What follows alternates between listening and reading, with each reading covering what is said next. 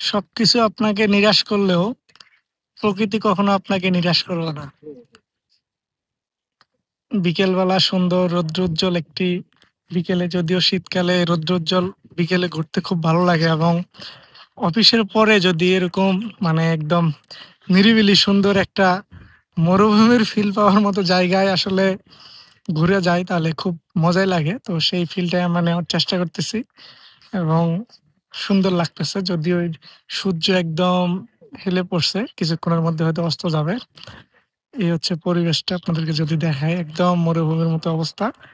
আর পাশে হচ্ছে আপনার তুরাগের বিলীন হয়ে যাওয়া কিছু অংশ। জায়গাটা বেশ চমৎকার। একদিকে মরুভূমির ফিল, একদিকে গ্রামের ফিল, একদিকে হলো ওই যে শহরের ফিল। আর এছাড়া পিছনে আমাদের যে হলো ফ্যাক্টরি বিল্ডিং, এটার জন্য আলাদা ফিল তো এটা আছেই, এটা তো কিছুদিনের ফিল। তার সাথে বিকালবেলা অবশ্য কাজে হাঁপাইয়ে যাওয়ার পরে একটু মনটারে চাঙ্গা করার জন্য এই জায়গাটা খুব উৎকৃষ্ট আর কি আমার মনে হয়েছে। আর যদিও প্রথমবার আসছি, আসার পরে ভালো লাগছে, যেটা দেখে আসছি তার চেয়েও ভালো। দূর থেকে ছাদের থেকে মাঝে মাঝে দেখতাম, তখন আসলে এগুলা ওই ক্লিয়ার বোঝা যাইতো না, কিন্তু আসার পরে ক্লিয়ার বোঝা যাচ্ছে যে না, জায়গাটা খুব সুন্দর।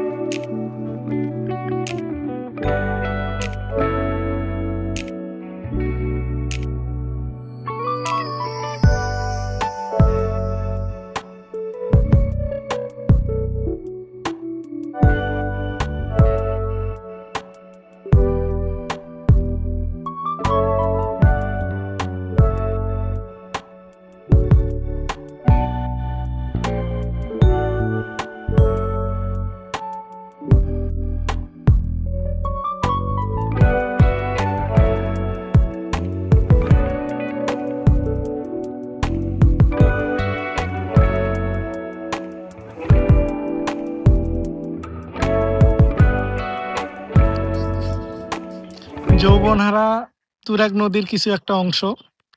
এখানে বিকেলে হচ্ছে যে ঘোরার জন্য আসছিলাম, তো আসার পরে যেটা দেখলাম যে আসলে নদী কখনোই বা প্রকৃতি কখনোই মানুষকে হচ্ছে নিরাশ করে না। তো সেরকমই একটা সুন্দর জায়গা, যদি আমার অফিসের ঠিক একদম পাশে, ঘোরার জন্য আদর্শ একটা জায়গা, অন্ততপক্ষে বিকেলের টাইমে সময় স্পেন্ড করার জন্য।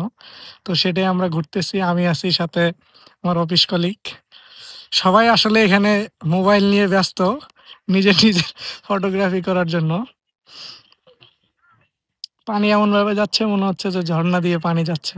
আটলান্টিক মহাসাগর পাড়ি দিয়ে আমাদের আসলাম ভাই আসবে এই পারে। এটা হচ্ছে সেই আটলান্টিক মহাসাগর, দেখতেই পাচ্ছেন। তো আসলাম ভাই এখন অ্যাটেম্প নিচ্ছে। প্রথম অ্যাটেম্পটেই মনে হচ্ছে যে একদম পাশ করলো।